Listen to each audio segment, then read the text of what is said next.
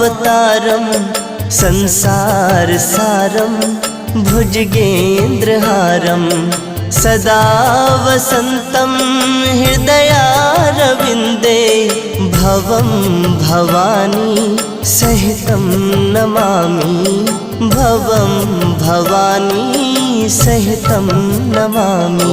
ॐ कर्पूरगारं करुणावतारं संसारसारं